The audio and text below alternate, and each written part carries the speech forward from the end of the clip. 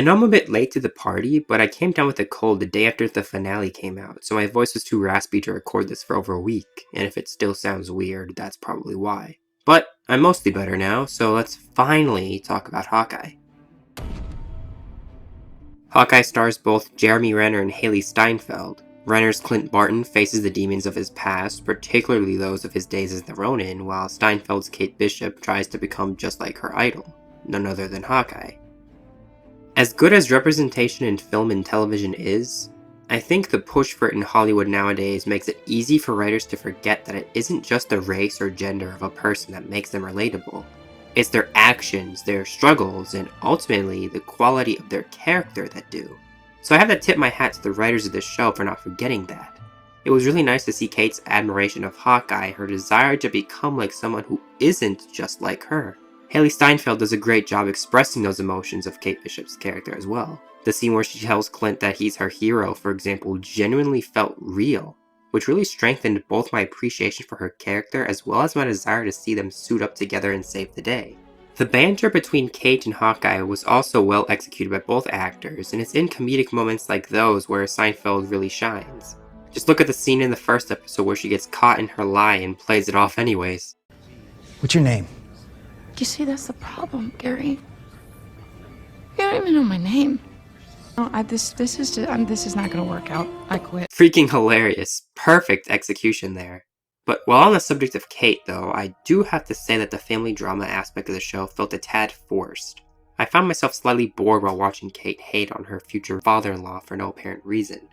Like, yeah, the way she found out about him wasn't ideal, but he didn't really do anything to deserve the hate. I also think they could have done a little more to flesh out the mother-daughter bond between Kate and Eleanor. Even just one genuine heart-to-heart could have made their final scene together far more emotional. And speaking of emotion, the emotional core of the show revolves around Clint struggling to cope with the loss of Natasha, which I must say is probably the strongest aspect of the show. Seeing him leave the play in the first episode was a great way to establish this, and the scene where he sees Kate falling off the building, reminding him of Natasha as a rendition of the score from that scene plays, just wow. As sad as it was to see him part ways with Kate after that, I perfectly understood why.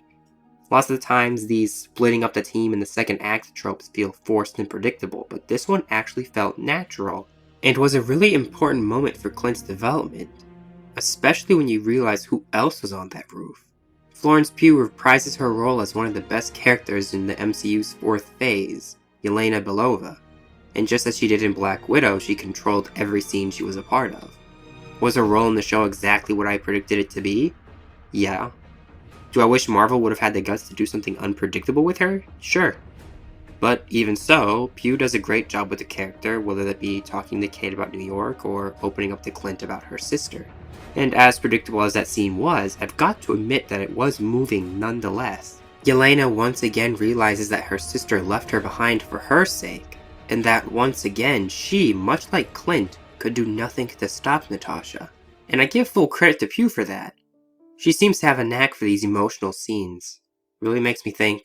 It was real to me. About Yelena though, why did Eleanor hire her to kill Hawkeye?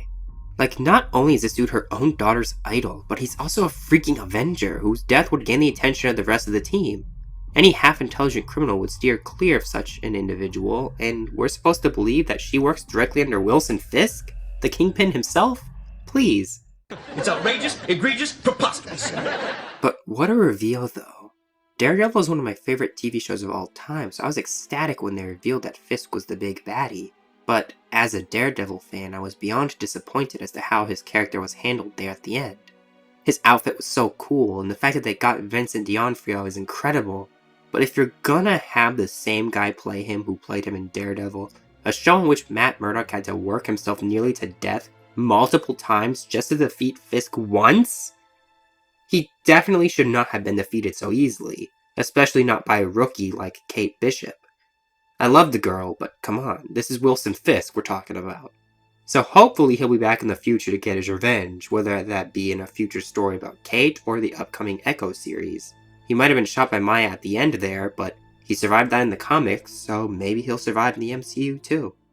And speaking of Maya, I've just gotta say that Alaqua Cox did an incredible job playing her. She stepped up to the plate, delivering a performance that more than did justice to those suffering from disabilities such as hers.